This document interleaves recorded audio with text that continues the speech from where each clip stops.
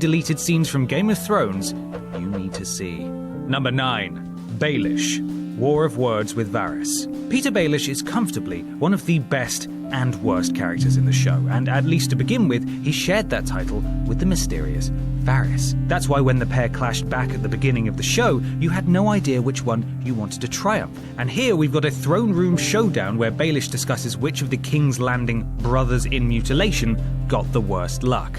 The Hound, the Imp, or the Eunuch?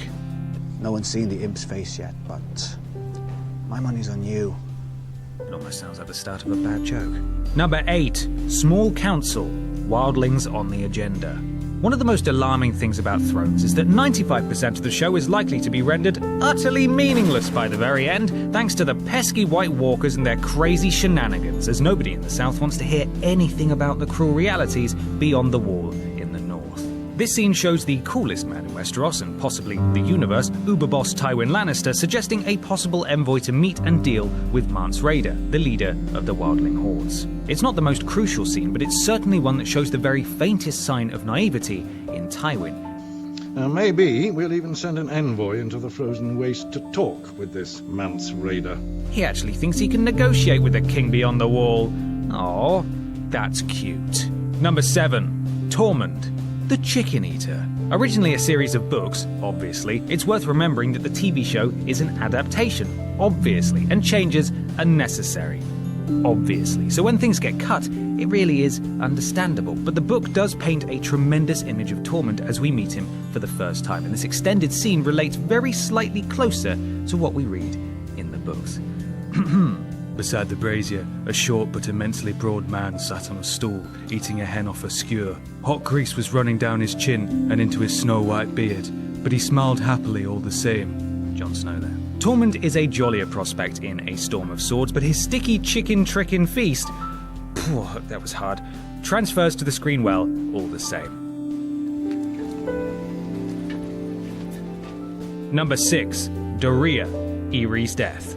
This far through the series, you'd be forgiven for not automatically remembering the girl who got thrown into the empty Karth Vault. To refresh, that girl was Doreah, one of the Dothraki handmaidens who trekked alongside Daenerys through thick and thin. You may think her punishment was harsh, until you remember how she actually betrayed Daenerys. The Mother of Dragons returns to her quarters to find Eerie, another handmaiden, slaughtered and her dragons missing, as well as Doreah. Later in that season, Doreah is caught sleeping with Zoro Zoen Darksus, I hope I pronounced that right, the man behind the plot, and the pair are condemned together. This deleted scene shows that Doreah was indeed involved and not just in the wrong bed at the wrong time. We've all been there. The greatest pleasure comes with a silk cord around the neck, tied very, very tight.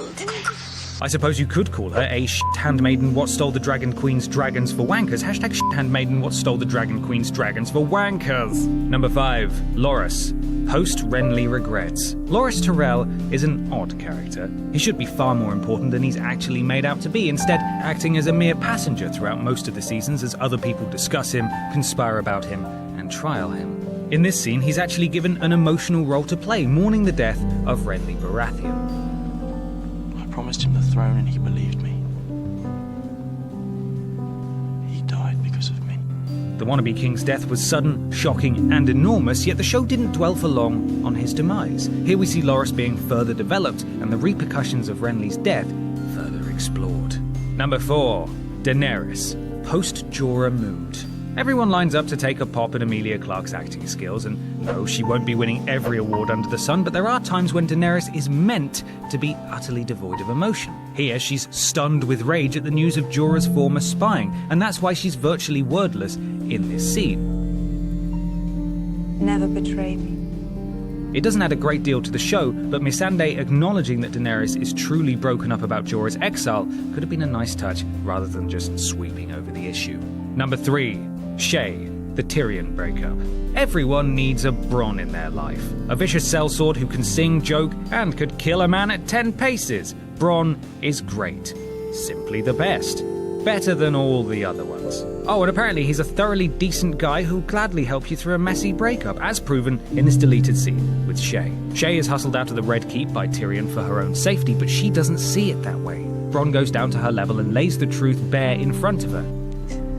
These people, even the good ones, They use us as they please. And when we're no longer any use, they spit us out. Find someone else they like. He's absolutely true in what he says, and the scene could have been worked into the series to hint at her adapting and her impending betrayal. Number 2, Robb Stark, Angry King in the North. Oh, Robb Stark. His death feels like an eternity ago now, and it's easy to downplay his role on the show now that he's been gone for so long, but he really was a fantastic character, and Richard Madden did a brilliant job of bringing the young wolf to life. This scene is an extended version of the final cut, and it's excellent. Robb's tactical, now steely character and kingly maturity all shine through here, despite his age. 208, but for every man we lost, the Lannisters... We need our men more than Tywin needs his! Number 1, Tywin Lannister, gone fishing. Tywin Lannister has a life outside of treachery, deceit, and backhanded war dealings. Apparently, it's official, he loves a spot of fishing in his free time. Official, a fishing. Although even his leisure activities foreshadow impending doom for House Tully, who were the next to fall. Their sigil is a trout after all, and Tywin certainly took care of them. Not only does this scene show Tywin enjoying something that doesn't result in human death, it shows Grand Maester Pycelle remarkably dropping his frail old man act and revealing himself to be a wily, clever veteran of the capital. There are times when I have trouble believing it myself. Both actors handle this scene fantastically, and it's a real shame that it didn't make the final version of the episode. And as the show rolls on, more material will continue to fall by the wayside. But fingers crossed,